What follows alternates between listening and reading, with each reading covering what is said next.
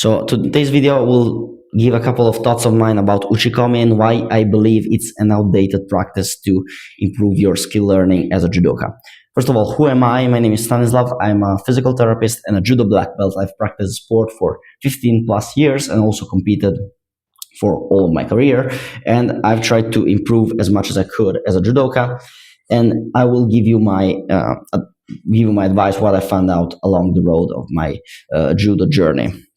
Why I think Uchikomi is outdated.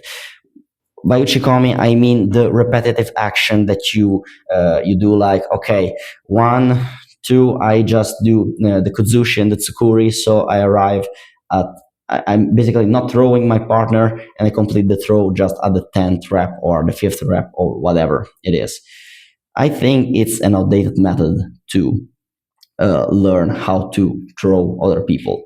It's not really that much efficient, even though it's, I don't know about your experience, but since I was a kid, all of the coaches, all of the senseis that I've heard of, all of them said, oh, you need to do Uchikomi, you need to do thousands of reps.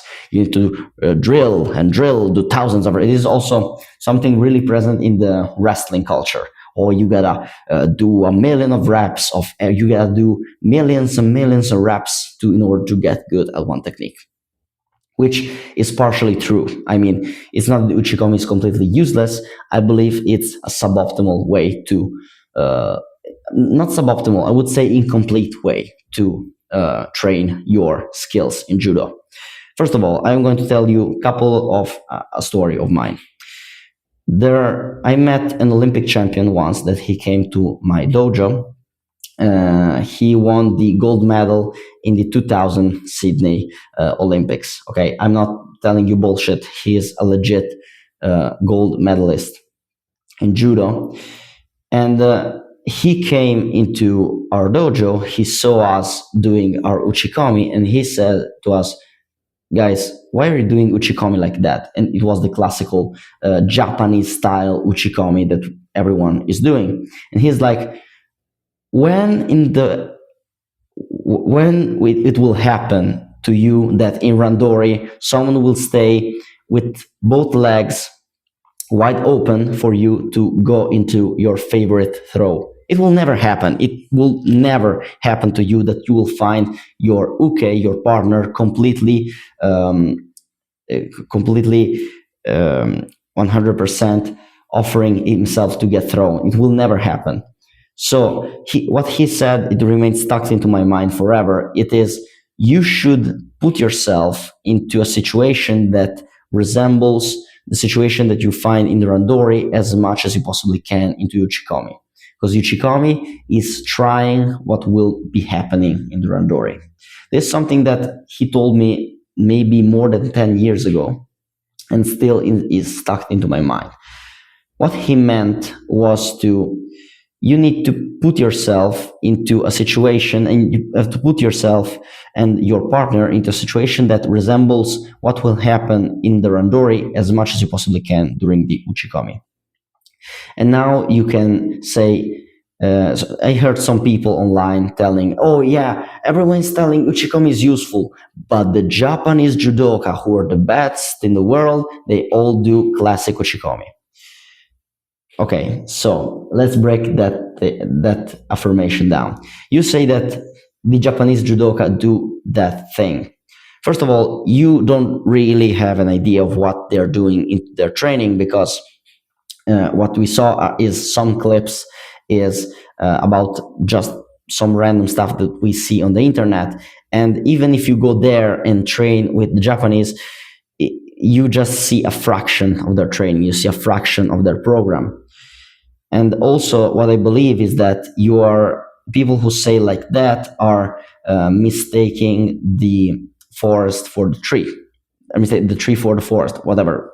You get what I was saying. So they are saying, oh, the Japanese are the strongest judoka in the world. Japanese are doing the basic Uchikomi with the legs wide open. They are doing like that for thousands of reps. So that means in order to become the best judoka, I need to do that, which is false. Also because the thing is, one contact of mine told me that Japanese judoka do around 20 randoris every day. 20 randoris every day, 15 to 20, something like that. I heard that rumor. I don't know if that's true, but it wouldn't really surprise me. Guys, 20 randoris in a day with different people, with out of high level, with the high level there is in Japan, it means that you are exposed to a lot of in live randori. That is probably the thing that makes the Japanese judokas the best in the world. The fact that they are doing a lot of free randori, a lot of deliberate practice, and they're just becoming better by exposing themselves to this situation against high level people. Me, I'm not.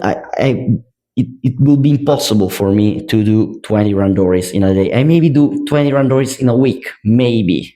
Maybe I do 20 randoris in a week, but 20 randoris in a day, it's absolutely impossible. Not even in training camps, I arrive at 20 randoris in a week. And they do that kind of, I wouldn't say every day, but kind of often, okay? So that's probably why Japanese judoka are the best in the world at what they do. Not because they're doing basic uchikomis, okay? That's not the secret of their success. So what's a better alternative? As I said before, there must be, in my opinion, what I found out to be true, what I found out to see to be an effective way to improve my judo is to have a relationship, a good relationship between uchikomi and randori. You gotta see what are the situation. Also do that with your coach, someone that is looking at you. You gotta see what are the situation that you find yourself more often in the randori. What you gotta start to recognize some patterns. You gotta start to recognize some situation that happens often during the randori, that you have problems usually during the randori, and then you start to practice in uchikomi that same positions. I'll put a random example. Let's say that we are right versus right, and you put into very extreme lateral position, and that happens often to you. You should practice uchikomi into that precise position. Okay, how the fuck can I start to throw my opponent when we are in extreme lateral position, right versus right? And you start to practice that. You start to practice how do I break his position, and then to go into my own throw. It doesn't make sense for you to just do the regular uchikomi with the partner with legs spread wide open, ready for you to go. You gotta start to practice how do you get into that position from, let's say, extreme position, or how can you get into the position that you want if you're, let's say, right versus left, and your opponent is pointing his arm towards your lapel. How can you go from that position to throw your partner? And you start to use your brain. You start to create some uchikomis that are based on reality. They are based upon the demands of what will happen later in the randori. And once you start to practice in uchikomi, you gotta see if that things is actually useful, if you are able to actually throw someone with that technique, with that uchikomi. Okay, there must be a relationship between what you're doing in randori and what you're doing in uchikomi. There must be a bilateral relationship. I'm doing this thing in randori. It gives me problem. Let's put myself into that situation in uchikomi and repeat that as long as I need in order to find a solution. As long as I need to automate the movements that I need in order to start to actually throw people and land some points in the randori or in competition. I hope that what I'm saying is making sense. So I believe that Brazilian Jiu-Jitsu is much far ahead of us judoka. And I believe that they are, with the ecological approach, for you who don't know what ecological approach is, basically it doesn't teach you techniques, it teaches you typical situation that happens during the randori or competition, and then you have a little small sized games that you need to win, and this will expose to you before in a more controlled environment to the situation that you will face later, so that you will be ready to know what to do, how to act, how to perform in that specific position. This is something that is very common among jiu-jitsu people, jiu-jitsu practitioner. It's not something that we judoka do as much, and sadly, I would say also sadly, because it's very. I saw that on myself. I've done some Brazilian jiu-jitsu, no-gi.